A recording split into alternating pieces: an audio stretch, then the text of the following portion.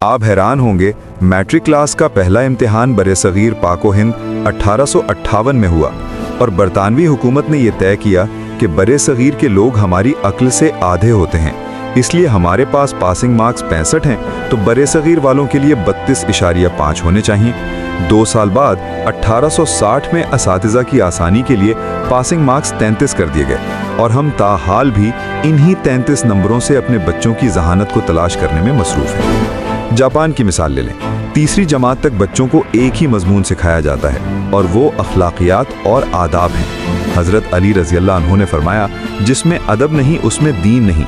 मुझे नहीं मालूम कि जापान वाले हज़रत अली रज़ी अल्लाह अन्हु को कैसे जानते हैं और हमें अभी तक उनकी ये बात मालूम क्यों ना हो सकी।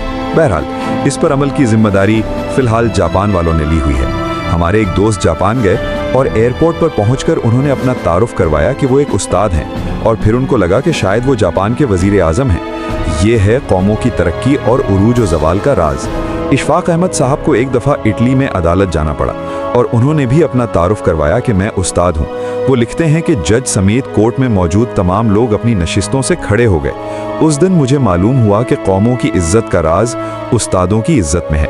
आप यकीन करें, उस्तादों को इज्जत वही कौम देती है जो तालीम को इज्जत देती है और अपनी आने वाली नस्लों से प्यार करती है। जापान में मुआशरती उलूम पढ़ाई नहीं जाती है क्योंकि ये सिखाने की चीज़ है और वो अपनी नस्लों को बहुत खूबी के साथ मुआशरत सिखा रहे हैं।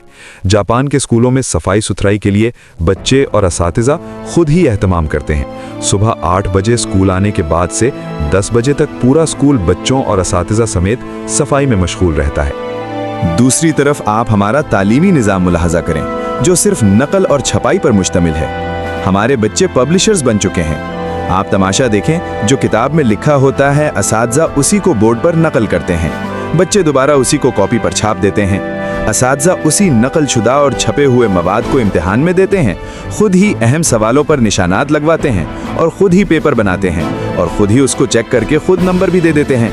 बच्चे के पास या फेल होने का फैसला भी खुद ही सादिर कर देते हैं और माँ बाप इस नतीजे पर तालियां बजा बजा कर बच्चों के ज़हीन और काबिल होने के गुन गाते रहते हैं। जिनके बच्चे फेल हो जाते हैं वो इस नतीजे पर अफसोस करते रहते हैं और अपने बच्चे को कोड़ मगज़ और कुंद जहन का ताना देते रहते हैं।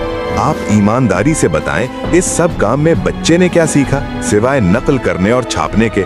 हम 13-14 साल तक बच्चों को कतार में खड़ा कर करके असेंबली करवाते हैं और वो स्कूल से फारिग होते ही कतार को तोड़कर अपना काम करवाते हैं। जो जितने बड़े स्कूल से पढ़ा होता है कतार को रौंदते हुए सबसे पहले अपना काम करवाने का हुनर जानता है। हम पहली से लेकर और 10वीं तक अपने बच्चों को सोशल स्टडीज पढ़ाते हैं और माशरे में जो कुछ हो रहा है वो ये बताने और समझाने के लिए काफ़ी है कि हमने कितना सोशल होना सीखा है। स्कूल में सारा वक्त साइंस रटते गुजरता है और आपको पूरे मुल्क में कोई साइंसदान नामी चीज़ नज़र नहीं आएगी, क्योंकि बदकिस्मती से साइंस सीखने की और ख़ुद तजर्बा करने की चीज़ है और हम इसे भी रट्टा लगवाते हैं। हमारा ख्याल है कि स्कूल्स के प्रिंसिपल साहिबान और जिम्मेदार असातिज़ा इकराम सर जोड़ कर बैठें, इस गले सड़े और बोसीदा निज़ाम तालीम को उठाकर फेंकें, बच्चों को तोता बनाने के बजाय काबिल बनाने के बारे में सोचें।